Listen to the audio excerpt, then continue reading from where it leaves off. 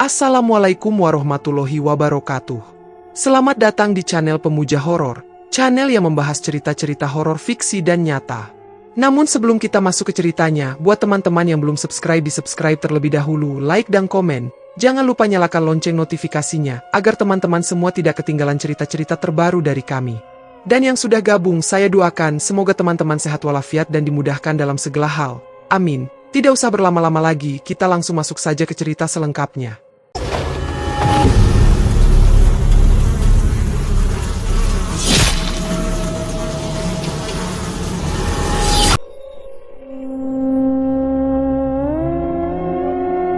Senja merunduk di gang Kranji.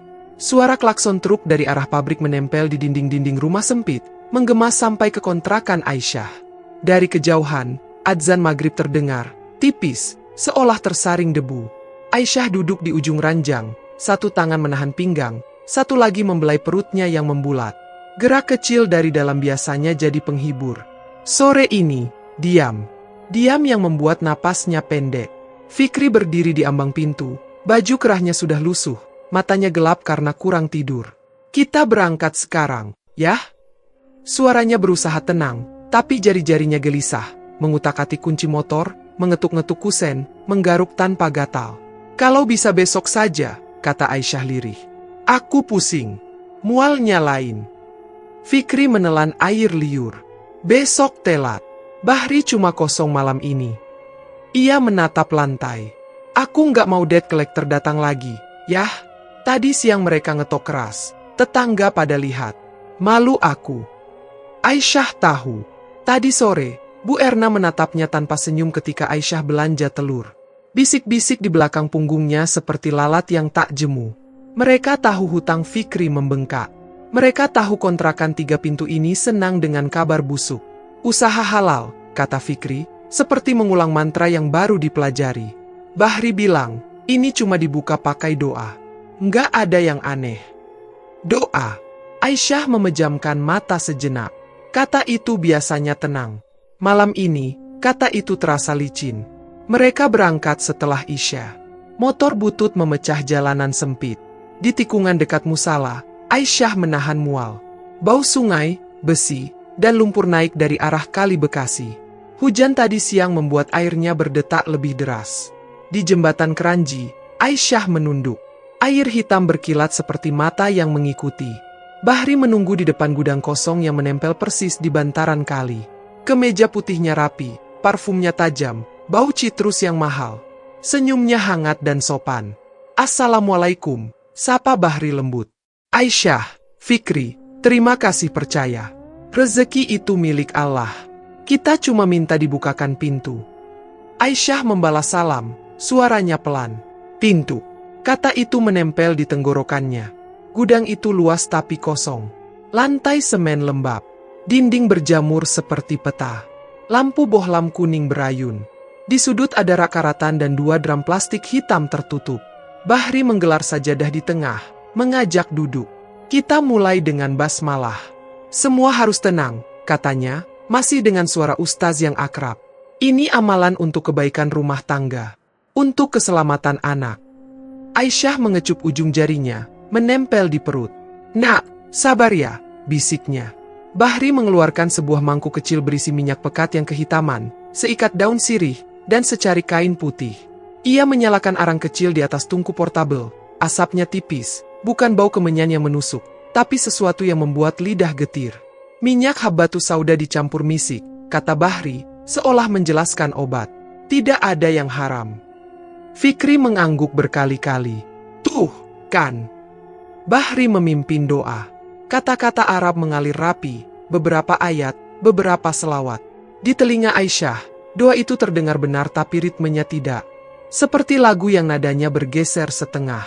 Sekarang, Aisyah. Bahri menatapnya lembut. Aku akan menempelkan segel di bagian bawah, di atas kain saja, tidak menyentuh kulit, sebagai tanda perlindungan. Ini bukan melukai, ini menutup pintu setan. Aisyah kaku. Ia merapikan jarik, menurunkan posisi kain sampai menutupi pinggang bawah. Bahri tidak menyentuh kulitnya. Ia mencelupkan ujung kain putih ke minyak, lalu menempelkan lembut di atas jarik Aisyah, menekan pelan, membuat lingkaran kecil yang tak terlihat tapi terasa basah. Gerakannya lambat, hati-hati, sopan. Tidak ada rasa sakit. Justru panas yang tiba-tiba merambat, kemudian berubah dingin. Dingin yang merunduk dari kain ke kulit, dari kulit ke daging, dari daging ke sesuatu yang Aisyah tidak bisa beri nama. Tarik napas, kata Bahri. Bayangkan rezeki masuk. Bayangkan semua utang lunas. Aisyah menarik napas. Di kepala, ia ingin membayangkan bayi yang tertawa. Tapi yang datang hanya suara, lirih, memanjang, seperti desis yang jauh. Haha. Ia membuka mata, menatap Fikri. Suaminya tersenyum kecil, ragu, tapi puas. Bahri membacakan satu paragraf dua lagi, lalu meniup ringkas ke arah perut Aisyah. Dingin menyelimut. Saat itu juga, ponsel Fikri bergetar. Ia kaget, mengangkat dengan sopan, memalingkan badan. Halo, Pak. Iya, saya Fikri. Apa? Disetujui. Suaranya pecah kecil. Besok tanda tangan? Iya, Pak. Siap, Pak. Terima kasih, Pak. Fikri mematikan telepon, matanya berair. Proyeknya gol, katanya setengah tertawa, setengah tak percaya. Pak Randi setuju. Yah, kita dapat uang muka. Aisyah merasakan dingin tadi turun sedikit. Seperti ada bagian di dalam yang menahan. Kau lihat. Bahri menepuk bahu Fikri, ringan. Pintu terbuka. Ini baru permulaan. Tapi kalian harus menjaga amalan.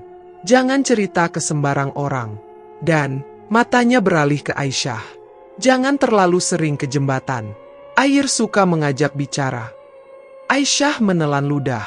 Kenapa air? Bahri tersenyum samar. Karena rezeki juga mengalir. Di perjalanan pulang, lampu motor merayapi tembok-tembok gang yang penuh poster habis masa kampanye. Aisyah diam. Dingin di perut bawah menebal. Itu bukan dingin biasa. Bukan dingin kipas. Bukan dingin hujan. Dingin yang punya arah, punya kehendak. Yah! Fikri memecah hening. Kita bakal baik-baik saja. Aku janji. Ini cuma ikhtiar. Doa. Aisyah bertanya, menatap jalan. Atau perjanjian? Fikri memperlambat gas. Jangan gitu. Kau tahu aku buntu. Aku capek terus dihakimi tetangga. Aku cuma mau kau tenang. Mau anak kita lahir dengan selimut yang layak, bukan kain bekas. Anak kita. Kata itu masuk ke tulang. Aisyah mengangguk. Ia tidak ingin bertengkar. Ia ingin tidur, memeluk dingin itu agar berhenti merayap. Tetangga masih terjaga ketika mereka tiba. Dua ibu di tikungan berhenti berbicara, pura-pura sibuk merapikan ember. Aisyah menuruni motor pelan. Mual naik tiba-tiba, memukul tenggorokan. Ia berlari kecil ke samping rumah, membungkuk, dan memuntahkan air. Bukan makanan yang keluar, hanya cairan pahit yang membuat lidahnya terasa besi. Fikri panik, memegangi punggungnya. Maaf, kata Aisyah, di sela-sela napas. Rasanya, seperti karat. Fikri mengangguk cepat. Itu mual wajar. Yah, habis capek. Dalam kamar, mereka sholat Isya singkat. Aisyah memanjangkan sujud, mencoba menempatkan rasa dingin di bawah keningnya, agar tunduk bersama. Setelahnya, mereka berbaring menghadap langit-langit. Tetangga memutar sinetron, suara tertawa tumpah dari dinding tipis. Di perut bawah Aisyah, sesuatu berdenyut, halus pada awalnya, lalu makin tampak. Denyut itu tidak seirama dengan jantungnya. Tidak seirama dengan napas. Fik, bisik Aisyah, kau dengar? Dengar apa?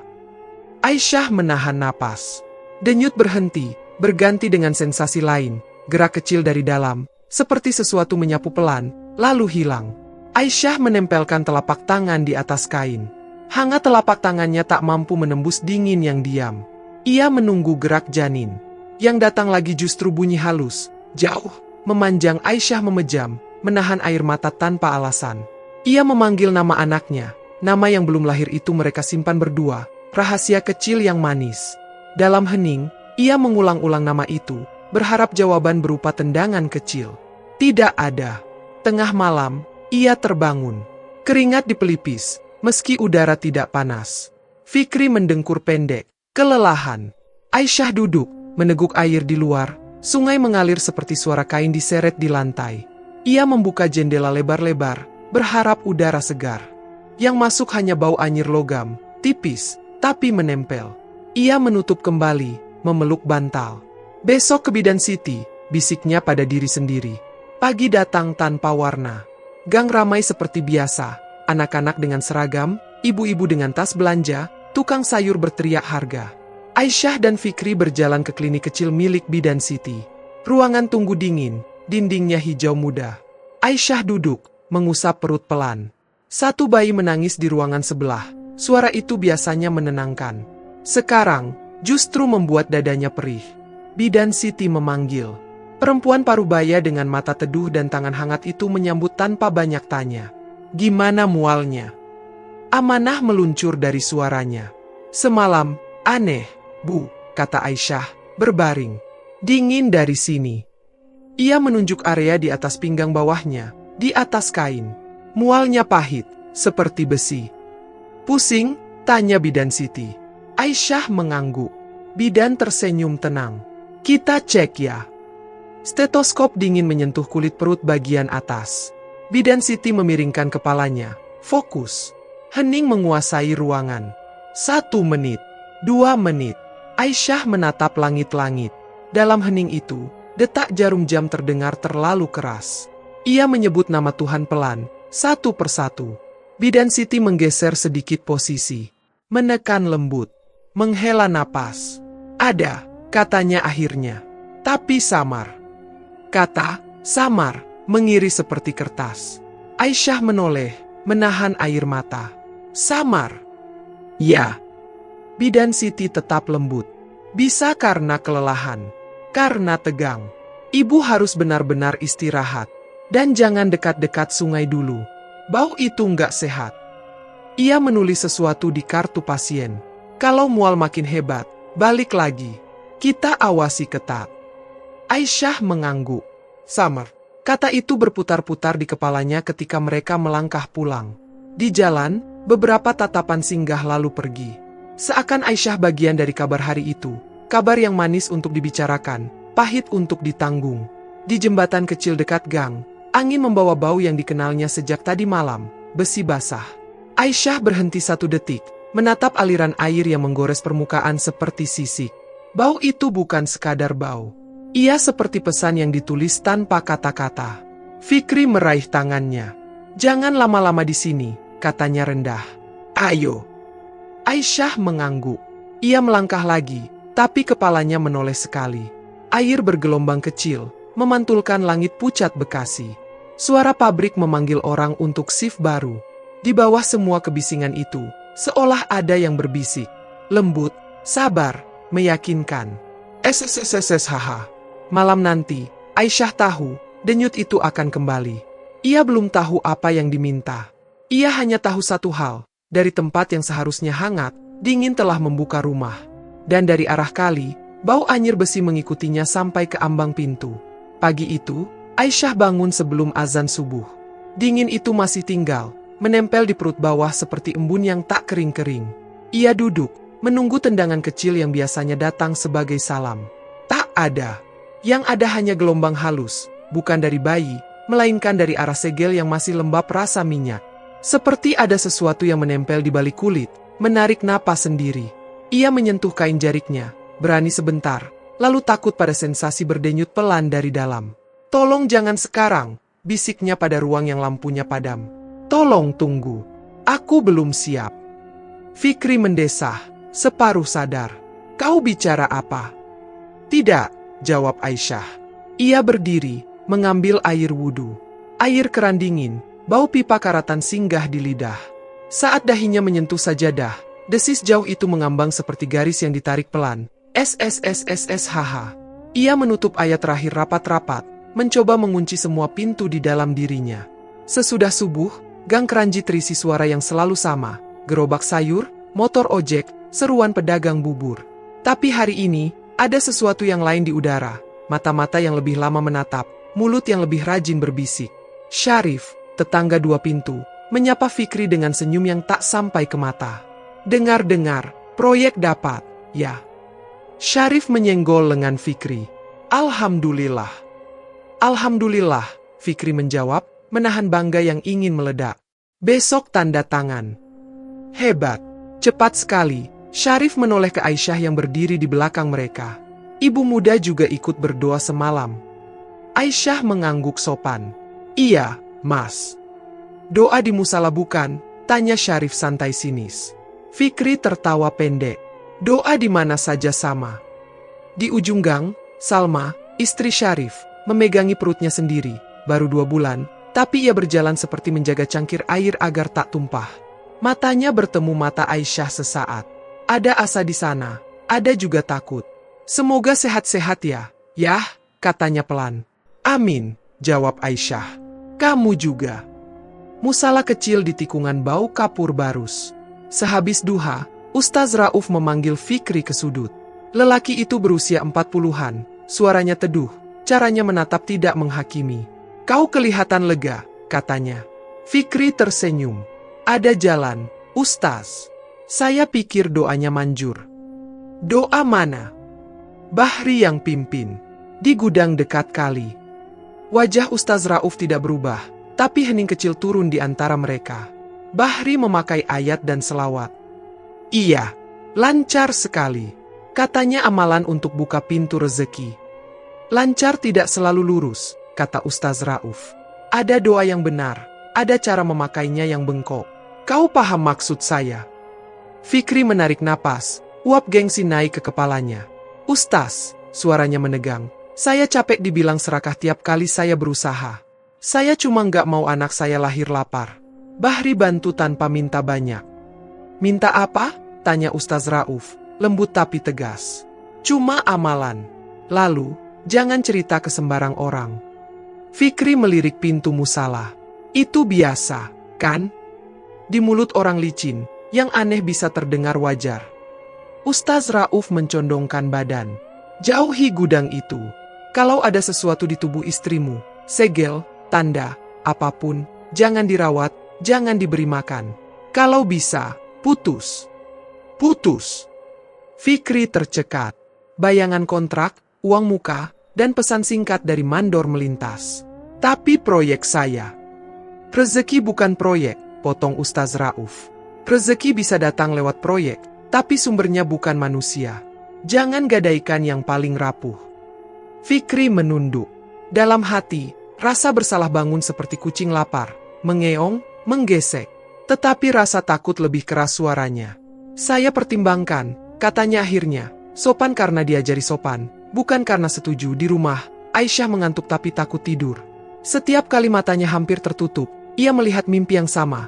Kota diselimuti kulit sisik yang basah, flyover, pabrik, dan jembatan tertutup lapisan licin. Orang-orang berjalan, tak sadar sandal mereka menginjak sesuatu yang hidup. Dari atap-atap kontrakan, air menetes bukan hujan, melainkan liur yang bening.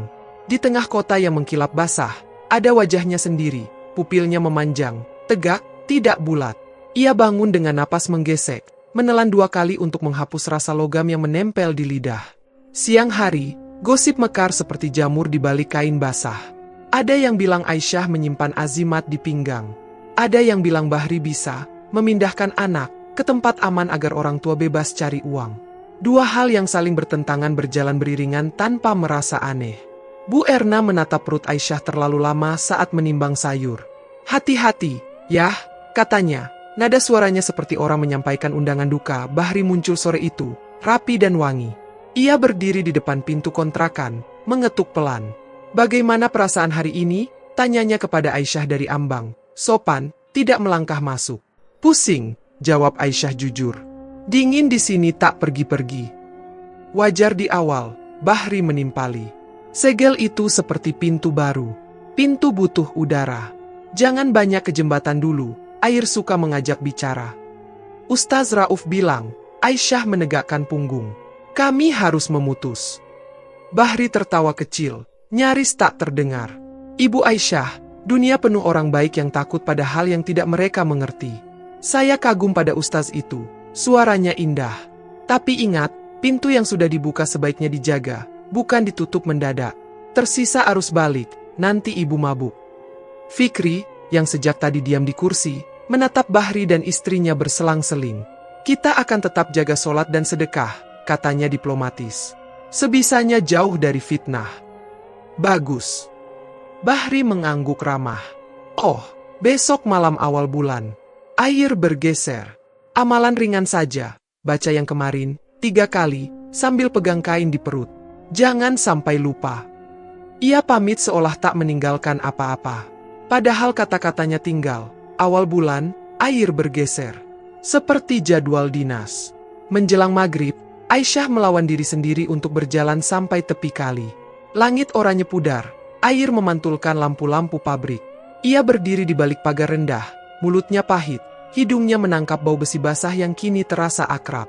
Ia menatap permukaan air, mencari apa saja selain ketakutannya sendiri. Wajahnya muncul di sana. Pertama-tama biasa. Lalu, seolah-olah air adalah kaca yang dipegang tangan lain, refleksi itu bergetar. Pupilnya memanjang perlahan, tidak besar, hanya sekadar garis. Ia mundur 1 langkah, jantung berlari. Tawa anak-anak di belakangnya pecah, tak sengaja memecahkan perhatian. Ketika ia melihat lagi, pupilnya kembali bulat. Itu tadi apa? Bisiknya, lebih kepada kali daripada kepada dirinya. Malam datang seperti kain menutup kandang. Ustaz Rauf mengirim pesan pendek, janji besok siang akan mampir, ingin memeriksa Aisyah dengan seorang teman yang paham tentang amal yang diselipkan. Aisyah mengetik terima kasih dengan tangan gemetar, lalu meletakkan ponsel, memeluk perutnya seperti memeluk anak yang sudah lahir. Fikri menghitung uang muka berkali-kali, menyebut angka sambil tersenyum tanpa sadar. Kita bisa bayar kontrakan setahun, katanya pada Aisyah, antusias. Beli kasur baru. Kau kan suka yang empuk. Kau bilang ke Pak Randi, kalau proyek ini tetap jalan meski kita memutus? Tanya Aisyah, suara kecilnya melompat-lompat. Kalau kita berhenti mengikuti amalan itu, apa kerjaanmu ikut berhenti? Fikri menahan napas. Sekali lagi, rasa bersalah dan takut bertengkar di dadanya. Jangan bawa perasaan dulu. Besok kita bicara sama Ustaz. Tapi malam ini, ia menatap jam. Malam ini baca saja. 3 kali. Biar aman. Aman bagi siapa? Tanya Aisyah. Pertanyaan itu menggantung di udara seperti bau karat. Malam semakin padat. Dari kamar sebelah, terdengar tawa pasangan tetangga yang baru menikah. Dari jalan, suara motor sambil tertawa tinggi remaja kampung. Aisyah duduk bersila di atas ranjang. Di hadapannya ada selembar kertas berisi ayat-ayat yang ditulis Bahri dengan rapi. Ia hafal sebagian. Ia takut pada sisanya. Ia mulai membaca, suaranya lirih, getarannya jelas. Fikri duduk di bangku, menghitung angka, lalu berhenti, menatap istrinya. Aku di sini, katanya. Pada bacaan kedua, segel itu berdenyut. Dingin yang sejak pagi bertingkah sopan mendadak berubah jadi tarikan keras ke dalam. Tidak sakit, tapi mendalam, seperti ada ruang baru yang minta diisi. Aisyah menggigit bibir. Ia meletakkan telapak tangan di atas kain. Denyut itu mengikuti ritme doanya, lalu memisahkan diri. Doa mengalir ke atas, denyut ke bawah, menolak, menuntut. Pada bacaan ketiga, Aisyah berhenti. Napasnya pecah-pecah. Sudah, katanya. Aku nggak mau. Fikri berdiri, ragu antara memeluk atau memaksa. Tinggal sekali lagi, yah, kata Bahri 3 kali. Cukup. Aisyah menatap Fikri dengan mata yang basah dan jernih sekaligus. Kalau ada yang datang lewat pintu itu, aku tidak mau jadi kuncinya. Hening menebal. Dari luar, desau angin membawa sisa bau kali, anyir logam, tipis tapi mengikat. Di perut bawahnya, segel itu memanas sebentar lalu mengecil, seperti benda yang belajar sabar. Mereka tidur tanpa kemenangan. Aisyah memejamkan mata, berharap mimpi kosong. Yang datang sama juga. Kota berkulit sisik, lampu-lampu memantul pada permukaan licin, dan suara air menyapu aspal. Kali ini, wajah yang dilihatnya bukan hanya dirinya. Ada wajah Bahri di belakangnya, kecil, jauh, tapi terus tersenyum. Senyum yang tidak bernyawa. Dini hari, sebelum azan pertama, Aisyah terbangun oleh pukulan dari dalam, bukan tendangan bayi, melainkan hentak pendek dari segel itu sendiri. Ia meringis, memegangi kain. Denyut itu berubah liar. Dingin mengalir cepat, seperti seseorang membuka keran di dalam tubuhnya. Fik, panggilnya, tapi suara Fikri berat, tertidur dalam. Aisyah duduk. Ruangan berputar perlahan. Ia berusaha mendengar detak, irama manis yang selalu ditunjukkan bidan Siti sebagai penawar cemas. Ia menempelkan tangan, menahan napas, seolah telapak bisa menjadi telinga. "Hampa, jangan bercanda," bisiknya pada perut. "Nak," jawab ibu. Hampa menjawab hampa.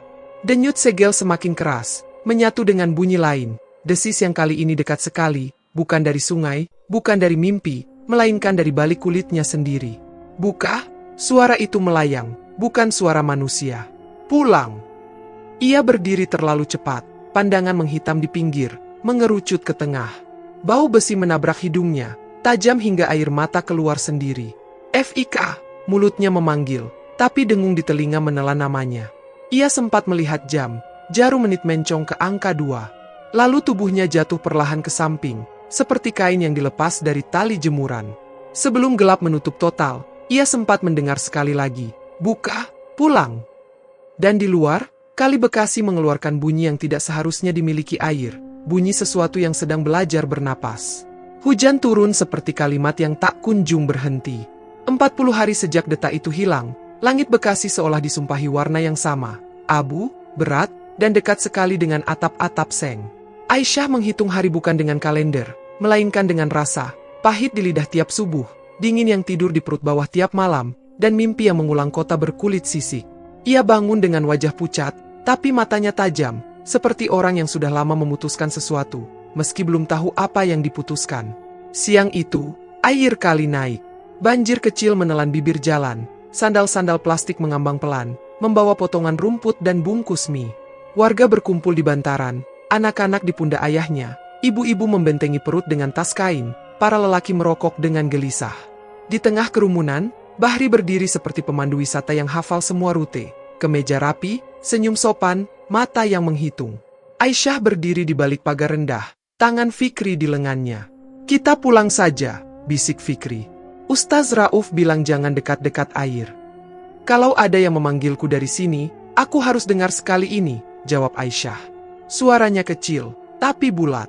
Air berputar di tengah, membentuk pusaran sebesar baki. Pada awalnya, orang menganggap itu sampah tersangkut. Lalu muncul sesuatu, bukan kepala, bukan ekor, melainkan permukaan licin yang memantulkan langit seolah langit sendiri ingin melihat lebih dekat. Dari permukaan itu, 2 mata bening terangkat pelan. Tidak merah, tidak hitam, bening seperti kaca batu. Ia menatap Aisyah. "Ibu," katanya, bukan dengan suara di telinga, melainkan di dalam kepala, di ruang yang biasanya diisi doa.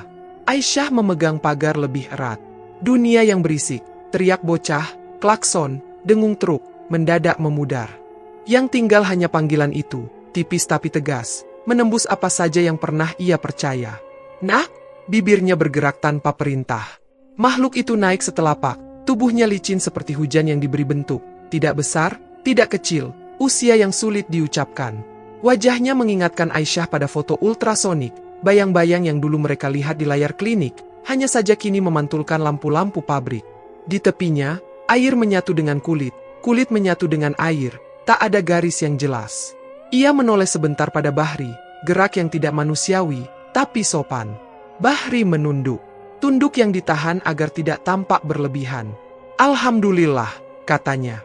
"Amalan diterima." Desau ringan bergerak di antara orang-orang. Alhamdulillah, subhanallah, atau hanya hembusan napas takjub. Ada yang mundur 1 langkah. Ada yang maju 2 jengkal. Syarif melindungi Salma yang berdiri di sisinya, menutupi perut sang istri dengan kedua tangan, refleks seperti payung. "Ibu," makhluk itu memanggil lagi. "Pintu sudah kubuka. Kau aman." Aisyah ingin menangis. Naluri di dadanya berjalan mendahului logika, seperti tangan yang terulur sebelum api menyadarkan. "Kau sakit?" tanyanya bodoh. "Kau kedinginan." "Aku air," jawabnya, datar. Ustaz Rauf datang tergesa, sandal basah, sorban kecilnya terkulai oleh hujan. Ia berdiri sedikit miring, tidak menghadang, tapi juga tidak memberi ruang berlebihan. "Baca Ta'awudz," ucapnya ke Aisyah pelan. "Apapun bentuknya, kau harus jadi tuan pada tubuhmu." Bahri melirik, senyumnya tetap. "Ustaz, jangan menakuti. Ini tanda rezeki." "Rezeki tidak meminta syarat," kata Ustaz Rauf. "Perjanjian selalu punya syarat." Makhluk itu menoleh pada Rauf. Tidak marah, tidak senang. Aku lahir dari kata yang diselipkan, katanya datar. Setiap bulan, satu imbangan wanita yang masih embun. Atau arusku akan membawa lebih banyak. Warga berguncang pelan oleh kalimat itu. Wanita yang masih embun, orang tak perlu kamus untuk paham maksudnya. Sebuah ketakutan tua yang kenal jalan pulang bangkit dari tanah. Anak-anak yang baru dititipkan doa di sela alis, perut yang baru selebar mangkuk, rencana yang baru menjadi rencana. Salma merapat pada Syarif. Aku pulang, bisiknya. Tangan Syarif menggeser di punggung istrinya dengan gerak yang sama seperti ketika ia menenangkan kambing menjelang hujan, gentar tapi tegar. Kita pulang sekarang, katanya pada Salma, lalu melarang tatapannya jatuh pada Aisyah lebih lama dari seharusnya. Tapi tatapan di kampung punya kaki sendiri. Mereka berlari ke arah yang paling mudah. Ini semua gara-gara dia, gumam seseorang. Cukup keras agar terdengar tapi cukup pelan agar aman. Dia bawa sesuatu ke sini. Saya tidak minta ini, kata Aisyah, lebih kepada dirinya daripada kepada kerumunan. Saya minta anak saya kembali. Makhluk itu menggeser. Air di sekitar kakinya beriak, kecil tapi konsisten, seperti nafas. Ia mendekat satu jengkal lagi, lalu mengangkat sesuatu seperti telapak, bukan benar telapak, bukan pula sirip. Hanya permukaan air yang memadat sebentar. Ia mengarahkannya ke kain Aisyah, tepat pada tempat dingin tidur sejak bab 1 dalam hidupnya. Aisyah ingin mundur. Nalurinya tetap berdiri. Jangan, Ustaz Rauf menahan dengan suara. Kau yang menentukan apa boleh menyentuhmu. Batas itu milikmu. Aisyah mengangguk hampir tak terlihat. Ia menatap makhluk itu. Kalau kau anakku, hormati aku. Makhluk itu berhenti. Air di sekelilingnya tenang sebentar, seperti ia belajar menelan perintah. Lalu, pelan sekali, ia menggesek kain itu, tidak menekan, hanya menyapa. Di detik yang sama, sungai bergolak. Riak kecil meledak menjadi pusaran, memukul tiang jembatan, memantulkan lampu-lampu menjadi kelip yang sakit dilihat. Orang berteriak bukan karena basah, melainkan karena sesuatu di dalam tubuh mereka ikut ditarik turun. Rasa bersalah, rencana, janji. Fikri memeluk Aisyah dari samping. Sudah cukup, katanya, hampir tak bernapas. Di saku celananya, ponsel terus bergetar. Rekening masuk, invoice terbayar, nomor tak dikenal yang menawarkan lebih. Uang punya cara sendiri untuk menenangkan ketakutan. Sebentar saja, sampai ketakutan menagih bunganya. Setiap bulan, makhluk itu mengulang. Tanpa nada ancam tapi tanpa pilihan. Satu embun. Atau arusku akan memilih sendiri. Takdir macam apa yang minta korban? Ustaz Rauf menatap Bahri, kedua matanya bening marah. Ini bukan takdir. Ini negosiasi gelap. Bahri mengangkat bahu sikap santun. Ustaz, tugas saya memandu yang meminta jalan. Orang lapar butuh makan. Air hanya memindahkan kelaparan dari tubuh ke tubuh. Bukankah begitu dunia bekerja? Ada yang kenyang karena ada yang tidak. Kalau begitu, kau sebut saja dirimu pedagang, kata Rauf. Bukan pemandu. Hujan mengeras. Makhluk itu menunduk pada Aisyah, gerak yang merobek hati sekaligus menganyamnya. Ibu, panggilnya lagi, kali ini lebih pelan. Aku haus.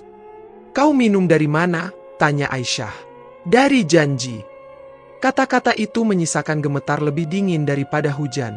Warga bubar setengah hati, membawa pulang cerita yang siap menjadi gosip. Syarif berjalan cepat sambil memayungi Salma dengan jaketnya. Salma menggenggam perut, wajahnya pucat seperti lampu pabrik yang kehabisan listrik. Malam itu, Ustaz Rauf datang ke kontrakan membawa air yang didoakan, air biasa, tapi namanya diubah, air hidup. Ia mengajarkan Aisyah menutup diri dengan niat sebelum tidur. Bayangkan pintu dalam tubuhmu, katanya lembut. Kau yang pegang kuncinya. Bacalah, lalu kunci. Kalau ada yang mengetuk, kau boleh berpura-pura tidak di rumah. Aisyah mengangguk, menelan ajaran itu perlahan seperti obat pahit. Fikri duduk di kursi, matanya merah. Kalau pintunya dikunci, proyekku. Kalau pintunya kubuka, anak siapa yang akan hilang bulan depan? Potong Aisyah, kalimatnya seperti pisau yang baru diasah. Fikri tak punya jawaban yang tidak memalukan. Bahri mengirim pesan singkat. Awal bulan, jangan lupa membasahi segel dengan minyak, agar arus tidak menolakmu. Kalimat sopan yang membuat Aisyah ingin memecahkan ponsel ke dinding. Ia menggantinya dengan mematikan ponsel. Sunyi yang datang malah lebih bising. 2 hari kemudian, Salma kehilangan darah. Tidak ada teriakan. Hanya kursi plastik di ruang bidan yang berderit, napasnya pendek, dan Syarif yang duduk seperti patung, kedua tangannya menutupi wajah. Di luar, orang merapikan dagangannya seperti biasa. Hidup berlanjut dengan sopan. Aisyah berdiri di depan klinik, tidak berani masuk, tapi tidak sanggup pulang. Ia menatap lantai yang dingin, mengingat kata-kata makhluk itu. Setiap bulan, ia ingin berdoa, tapi setiap kata terasa seperti batu. Sore menjelang, hujan berhenti, menyisakan bau anyir yang menempel di pagar dan jemuran. Di gang, suara desis terdengar pelan sekali, seperti ada panci bocor di ujung lorong.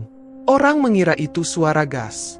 Lalu desis itu datang lagi, dari balik dinding, dari bawah ranjang, dari sela-sela ubin yang retak, bukan keras, tapi merata, seperti kabar yang sudah lelah dipercaya. Janji belum lunas, bisiknya. Aisyah menutup telinga. Fikri berdiri kaku di ruang tamu, memegang amplop uang muka seperti orang memegang doa yang salah alamat. Ustaz Rauf merapatkan sajadah, menatap pintu yang tertutup rapat, lalu menatap sungai dari sela genteng, gelap, tapi tidak tidur. Di bantaran, air yang tadi mengamuk kini tenang seperti anak yang baru selesai menangis. Tetapi ketenangan itu bukan damai, ia hanya jeda. Di permukaannya, lampu-lampu kota memantul bukan sebagai bintang, melainkan sebagai mata, banyak sekali, menunggu seseorang lupa menutup gorden. Pagi di jembatan Keranji terasa seperti napas panjang yang tidak tuntas. Hujan semalam menyisakan genangan, sampah berkumpul di tiang-tiang jembatan, dan bau besi basah menempel pada sarung, jilbab, kaos anak sekolah. Warga berdiri bergerombol, suara mereka rendah namun tajam, seperti pisau sayur yang diasah di pinggir talenan. Sudah cukup, kata seseorang. Kalau dia tinggal di sini, ada lagi yang jatuh. Diusir saja, sambung yang lain. Biar air berhenti menagih. Aisyah berdiri setengah langkah di belakang Fikri. Kepalanya tertunduk, tangan memegang erat kain jarik. Kata, usir, melukai sederhana. Tak ada teriakan, hanya rasa yang mengelupas pelan. Di sampingnya, Syarif menatap lurus, wajahnya lelah. Salma tak datang, ia masih di rumah, pucat, memeluk bantal di dada. Ustaz Rauf memecah kerumunan dengan cara orang baik memecah kerumunan. Tenang, menatap mata, tidak menggurui. Kita semua takut, katanya. Tapi takut yang diikat dengan kemarahan akan melahirkan luka baru. Malam ini, musala dibuka. Kita zikir sunyi. Kita minta ditutup apa yang dibuka. Ia menoleh pada Aisyah. Ibu yang memutus. Kok jadi dia yang memutus, gumam seseorang, tapi lirih. Karena pintu itu menempel di tubuhnya, jawab Ustaz Rauf. Dan tubuhnya bukan milik kita. Kerumunan tertahan. Ada yang menghela napas, ada yang mengumpat dalam hati.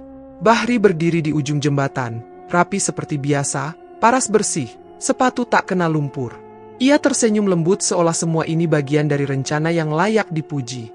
Ustaz benar, katanya sopan. Kalau mau menutup, ya silakan. Tapi hati-hati. Pintu yang ditutup mendadak bisa memantulkan arus. Kalian tidak kuat. Beberapa kepala mengangguk, karena takut, karena penampilan Bahri meyakinkan, karena kalimatnya terdengar seperti peringatan orang pintar. Aisyah memandang wajah itu dan tiba-tiba merasa dingin merayap sampai tengkuk. Ia tahu, ada orang yang membunuh dengan senyum.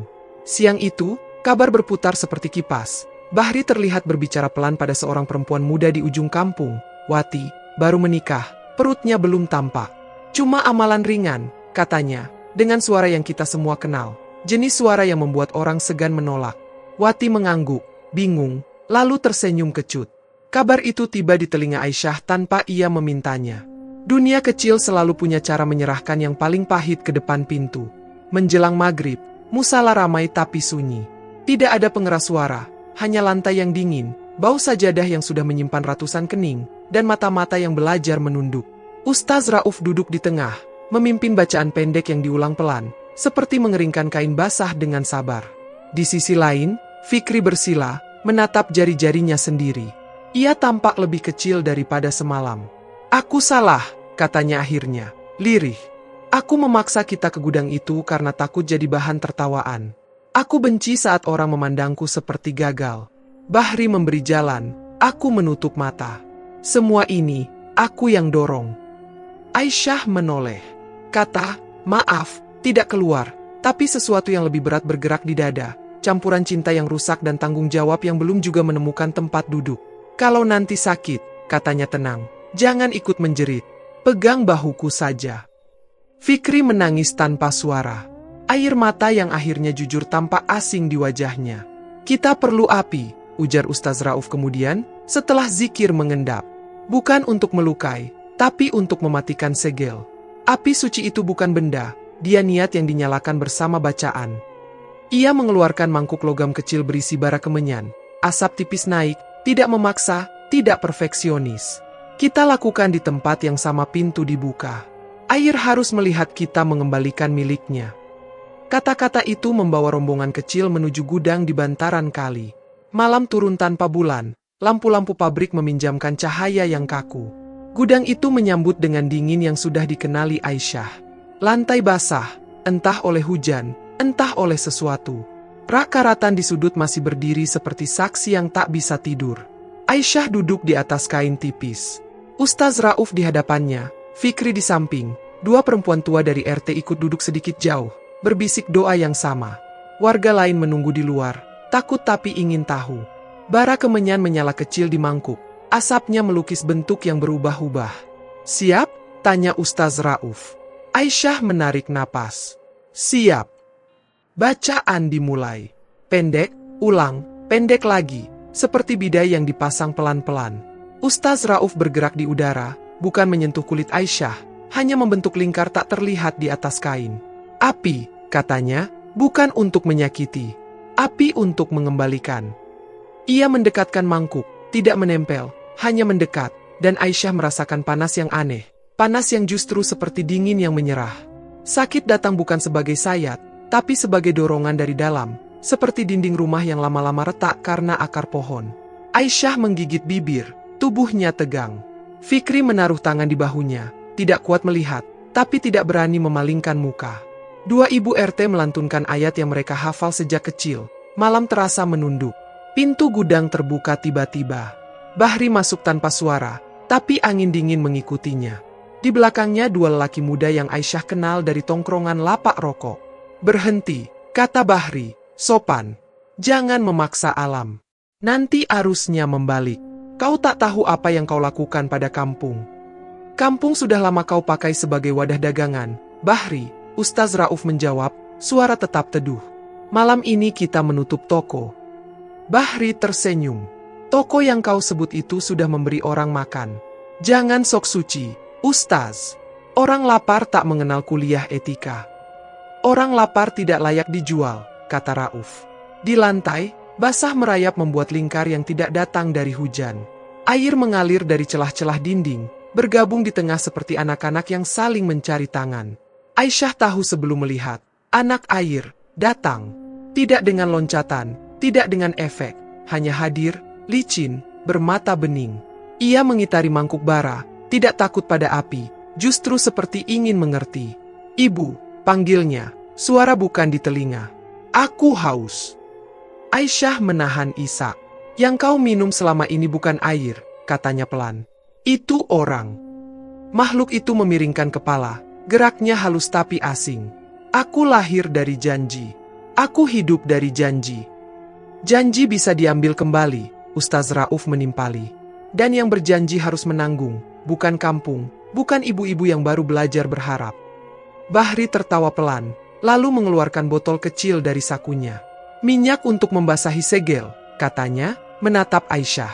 Kalau tidak, ia akan kering dan retak. Kau yang sakit.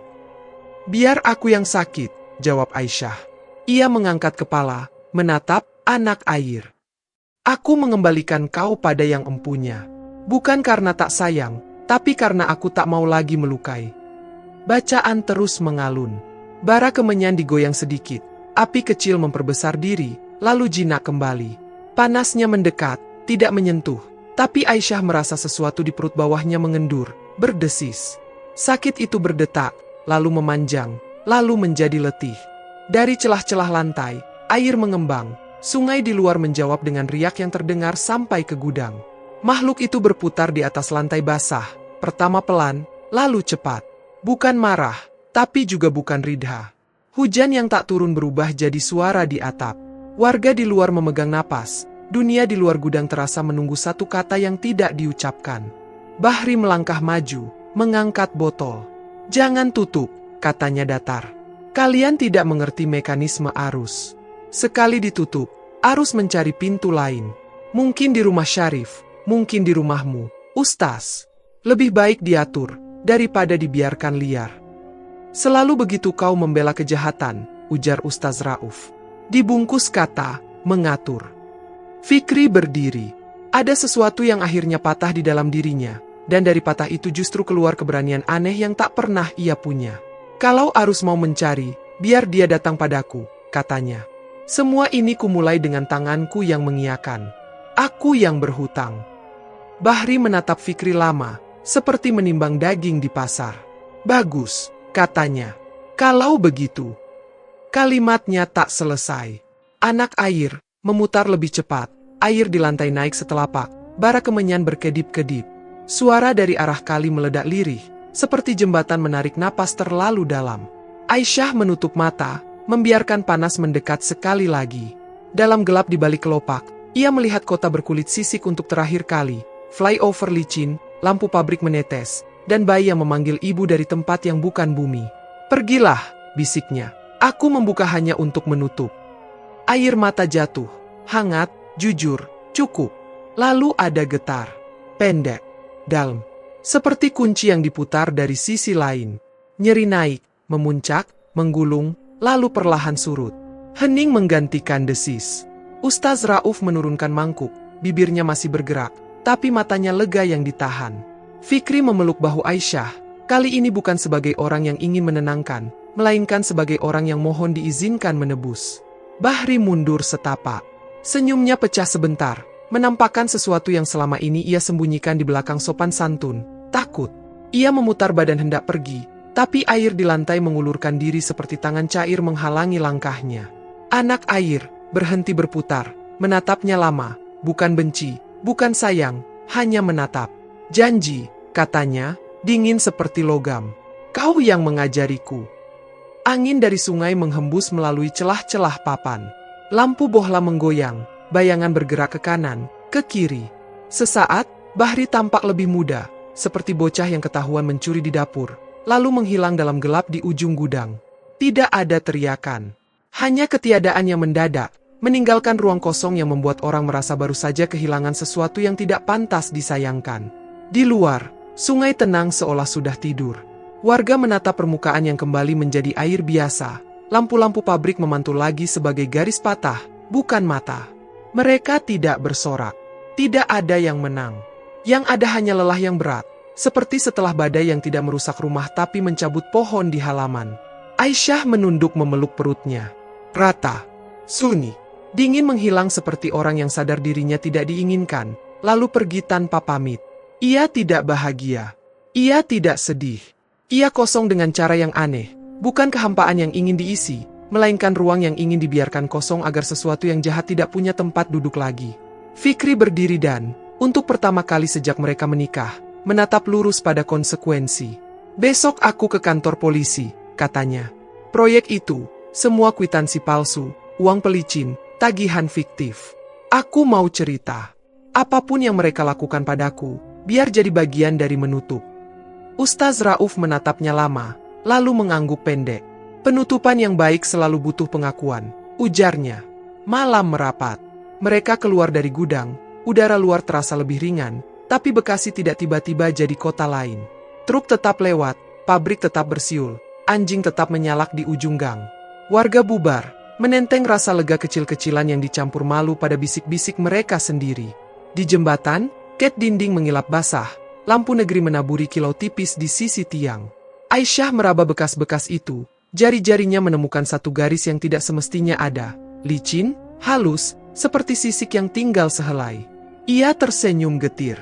Janji, rupanya, jarang habis sekali bakar. Malam awal bulan berikutnya, Aisyah bangun oleh angin yang masuk dari celah jendela.